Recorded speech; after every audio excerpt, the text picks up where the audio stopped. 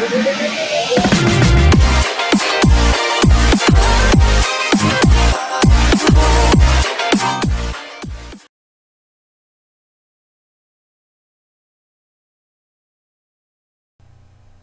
magandang araw sa lahat ng mga mag-aaral sa ika-6 na baitang. Narito muli tayo para sa isa namang pag-aaral sa Araling Panlipunan. Halika, samahan ninyo kong tuklasin ang kasaysayan ng ating bansa. Ready na ba kayo? Kung ngayon pa lang kayo sa aking YouTube channel, huwag kalimutang mag-subscribe at i-click ang notification bell upang maging updated kayo sa aking mga susunod pang YouTube video.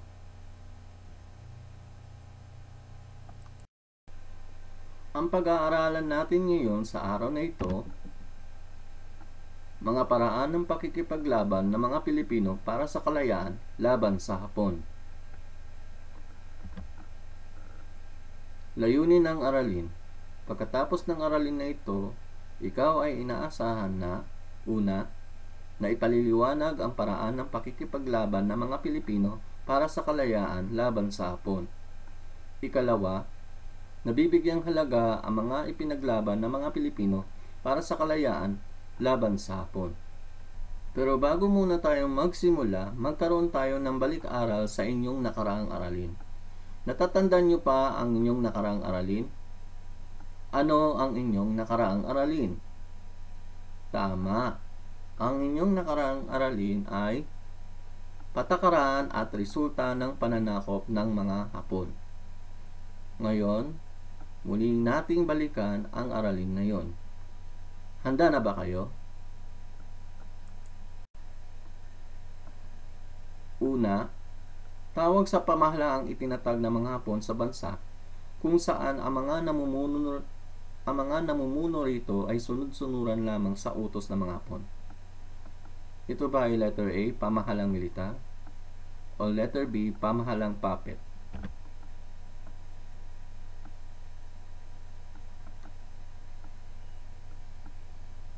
Ang tamang sagot,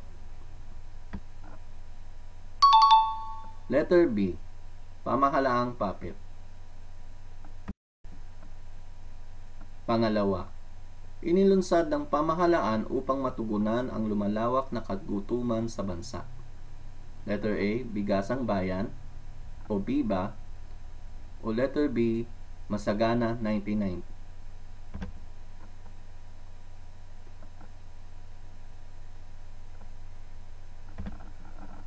Ang tamang sagot, letter A, Bigasang Bayan o BIBA. Pangatlo, naging Pangulo ng Ikalawang Republika ng Pilipinas sa ilalim ng pamahalang puppet. Letter A, Manuel A. Rojas o letter B, Jose P. Laurel.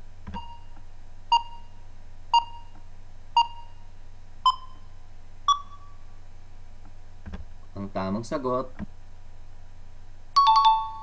letter B, Jose P. Laurel. Pang-apat, salaping papel na inilabas ng mga Hapones. Letter A, Mickey Mouse Money o letter B, Minnie Mouse Money.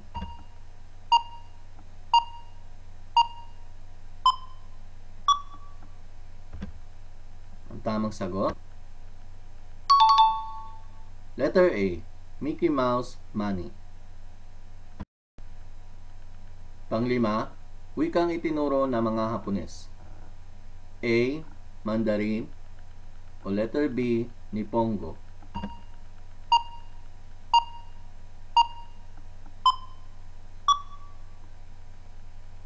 Ang sagot, letter B, Nipongo. At pang-anim, naging resulta ng pananakop ng mga Hapon sa bansa. Letter A, maraming Pilipino ang guminhawa ang pamumuhay. O letter B, maraming Pilipino ang nagutom at namatay.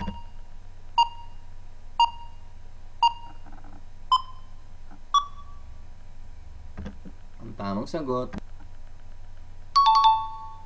letter B, Maraming Pilipino ang nagutom at namatay. Tama ba lahat ang inyong nakuhang sagot? Kung ganon, binabati ko kayo ng congratulations. Maglaro tayo ng jumbled letters. Hulaan ang salita.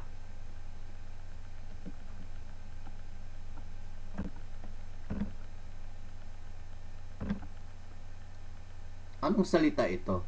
Ito ay karapatang ibinibigay sa sinuman na ang nais ay maging malaya.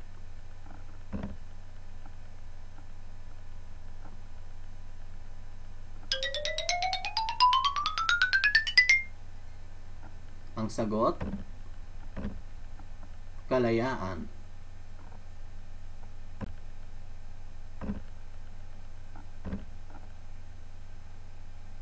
Ito ay labanan ng dalawang bansa.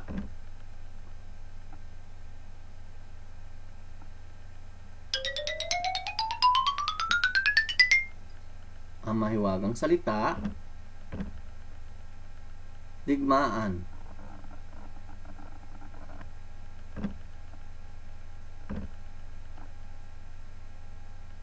Ito ay tawag sa isang kilusan o samahang nagtatago sa kabundukan na ang layunin ay kalabanin ang pamahalaan, Hapon.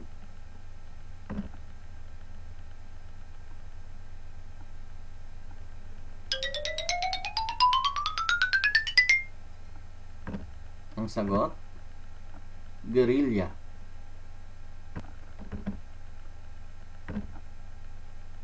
Ito ay isang katangian ng isang tao na hindi natatakot anuman ang banta at handang lumaban kahit sa kamatayan.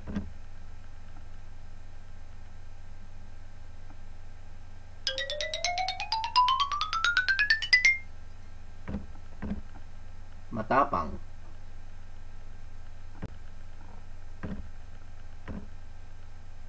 Ito ay isang katawagan sa isang taong handang magbuwis ng kanyang buhay alang-alang sa kalayaan ng kanyang bayan.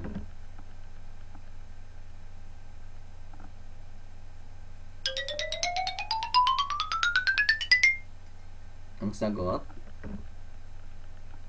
bayani.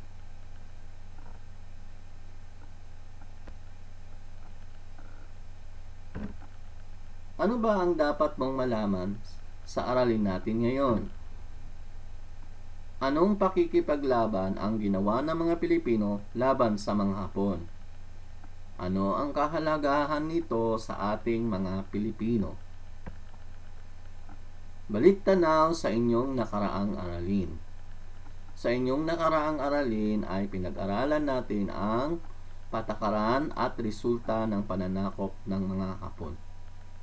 Pagkatapos na mapabagsak ng mga Hapon ang Bataan at Corridor, ang bansang Pilipinas ay napasailalim sa kapangyarihan ng pamahalahang Hapones. Nagtatag ang mga Hapones ng isang pamahalaang nasusunod sa kanilang kagustuhan. Tinawag itong pamahalaang Puppet. Naging pangulo sa pamahalaang ito ay si Jose P. Laurel.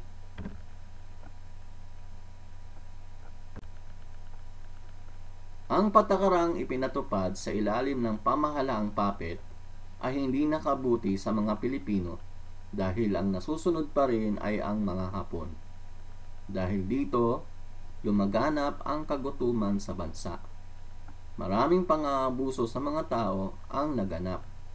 Marami ang mga pinahirapan at higit sa lahat, maraming mga Pilipino ang nais lumaban sa mga Hapon. Pagtatag ng kilusang gerilya. Sa panahon ng mga Hapones, nakaranas ang maraming Pilipino ng kahirapan at kalupitan sa mga Hapon. Dahil sa karanasang ito, marami sa mga Pilipino ang buong giting na ipinaglaban ang kalayaan. Kaya naman ang mga Yusafe na nakaligtas sa kamay ng mga Hapon ay piniling mamundok at sumama sa kilusang gerilya. May mga ibang Pilipino na pumanig sa mga Hapon. Sila ang mga tinatawag na Makapili. Tinawag silang Makapili dahil tinuturo nila ang mga kasapi ng hukbong gerilya. Upang maitago ang kanilang sarili, nagsusuot sila ng bayong sa ulo para hindi sila makilala. Sila ang nagsisilbing taga-sumbong sa mga Hapon. Ang mga makapili ay napilitan lamang na magsumbong sa mga Hapon, dala ng banta at pananakot ng mga Hapon sa kanila. Ang anumang impormasyon na nakukuha ng mga gerilya sa pakikisalamuha sa mga kalaban ay ipinaalam nila ito sa mga Amerikano. Ang mga kasapi ng kilusan ay mga pare, guro, mag-aaral, mga opisyal at sundalong Pilipino. Binuo ang kilusan upang mawakasan ang pananakop ng mga Hapones sa bansa. Kempeitai. Kinatatakutan ng mga Pilipino ang kampo militar ng mga Hapones na kung tawagin ay Kempeitai. Dito, pinarurusahan ang mga nadakip na gerilyang Pilipino. Sila ay ikinukulong, pinarurusahan at pinapatay sa Fort Santiago.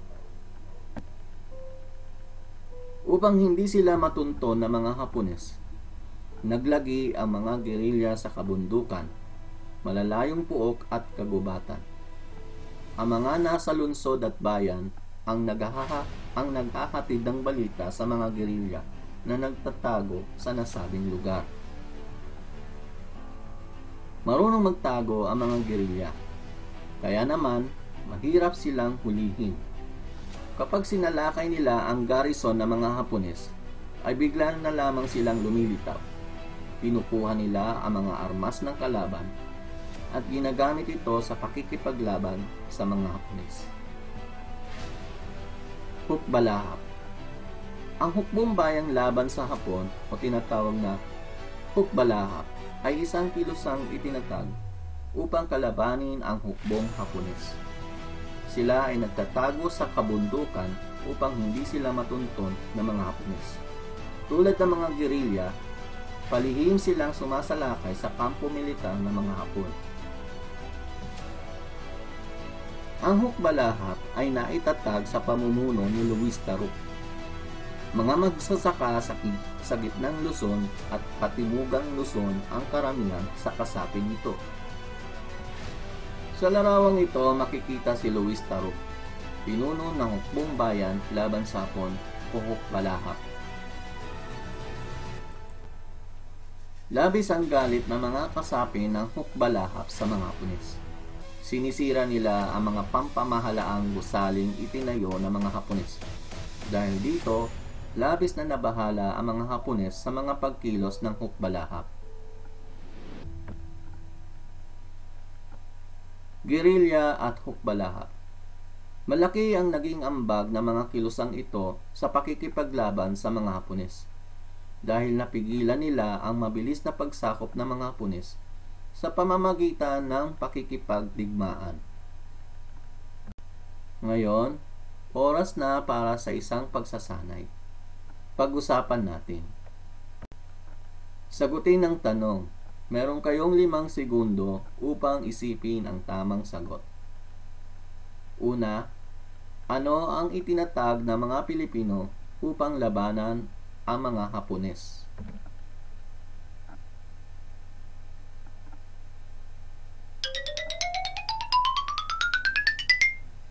Ang sagot, kilusang gerilya at Hukbalahap.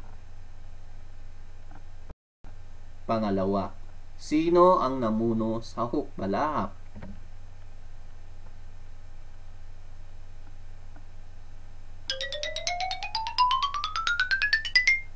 Ang sagot, Luis Taruc. Pangatlo, bakit binuo ng mga Pilipino ang kilusan?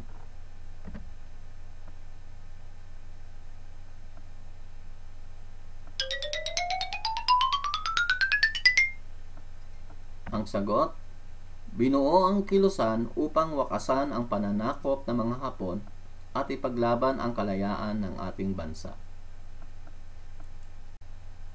Pang-apat, Paano ipinamalas ng mga Pilipino ang pagpapahalaga sa kalayaan?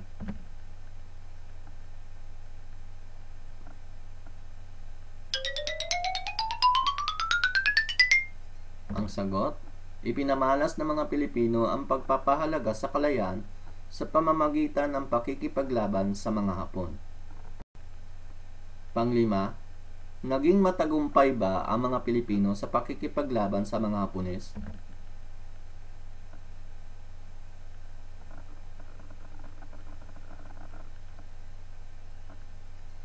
Ang sagot, naging matagumpay ang mga Pilipino sa pakikipaglaban sa mga Hapones dahil napigil nito ang mabilis nilang pananakop sa ating bansa.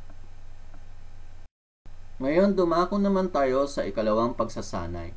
Lagyan ng check kung ang pahayag ay nagsasabi ng paraan ng pakikipaglaban ng mga Pilipino sa mga Hapon, at X naman kung hindi. Ihanda ang panulat at kwaderno. Maaaring i-post ang bidyong ito upang sagutin ang pagsasanay na ito. Gusto nyo bang malaman ang mga tamang sagot? Sige, tignan natin kung tama ang inyong mga sagot. Simulan natin. Una, pagsapi sa kilusang gerilya. Ito ba ay nagpapahayag ng paraan ng pakikipaglaban ng mga Pilipino laban sa... Ang sagot? Check. Pangalawa, pagbibigay ng armas sa mga hukbalahap. Ang sagot? Check. Pangatlo, pagpanig sa mga makapili. Ang sagot? Mali. Ikaapat, pagsira sa mga gusaling pamahalaang itinayo ng mga Hapon. Check. Panglima, pag-espiya sa mga Hapon. Check. At pang-anim, pagsalakay sa mga kampo militar ng mga Hapon. Check. Nakuha niyo ba ang lahat ng tamang sagot? Kung ganon, magaling. Paano nakipaglaban ng mga Pilipino sa hukbong Hapones? Bakit mahalaga ang kanilang ipinaglaban? At paano mo pahahalagahan ang kanilang ipinaglaban para sa kalayaan ng ating bansa? Tandaan, ang mga Pilipino ay nagtatag ng kilusan upang wakasan ang pananakop ng mga Hapon at ipaglaban ang kalayaan ng ating bansa.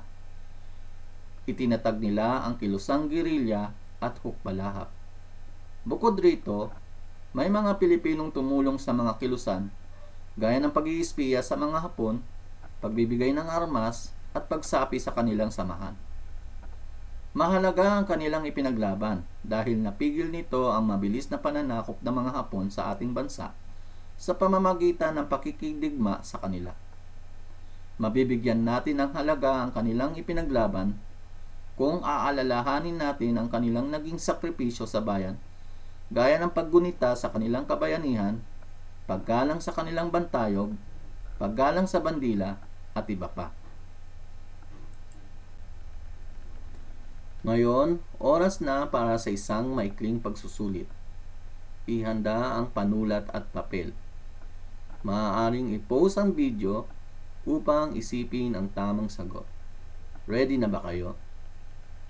Panuto, piliin ang titik ng tamang sagot. Una, ito ay kilusang itinatag upang kalabanin ang mga Hapon na ang karamihan sa kasapi nito ay magsasaka. Letter A, kilusang gerilya. B, makapili. C, hukbalahap. O D, NPA. Ikalawa, siyang namuno sa hukbong bayan laban sa Hapon o hukbalahap. A, Jose Banal. B, Jose Abad Santos. C, Ferdinand Marcos. O letter D, Luis Taruc. Pangatlo, itinatag ng mga Pilipino upang kalabanin ang hukbong Hapones. A. Kilusang Guerrilla. B.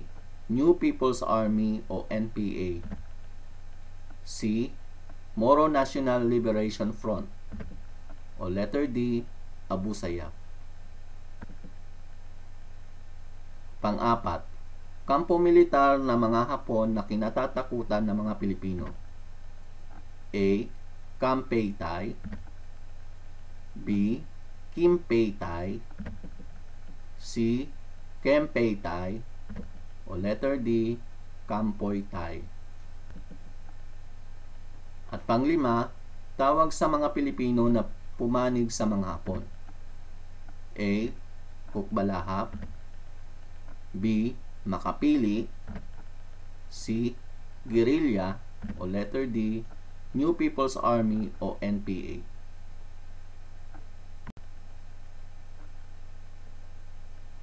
Gusto nyo bang malaman ang mga tamang sagot? Sige, tignan natin kung tama ang mga napili ninyong sagot. Simulan natin. Una, ito ay kilusang itinatag upang kalabanin ng mga Hapon na ang karamihan sa kasapi nito ay magsasaka. Ang tamang sagot, letter C, Hukbalahap. Pangalawa, siyang namuno sa hukbong bayan laban sa Hapon o Hukbalahap. Ang sagot, letter D, Luis Taruk. Pangatlo, itinatag ng mga Pilipino ang upang kalabanin ang hukbong Hapones. Ang sagot, letter A, Kilusang Guerrilla. Pang-apat, kampo militar na mga Hapon na kinatatakutan ng mga Pilipino. Ang sagot, letter C, Kem Paytay. At panglima, tawag sa mga Pilipino na pumanig sa mga Hapon. Ang sagot, letter B, Makapili. Tama ba lahat ang inyong mga sagot? Kung ganon, binabati kita. Dito nagwawakas ang ating aralin. Maraming salamat sa panonood at pakikinig.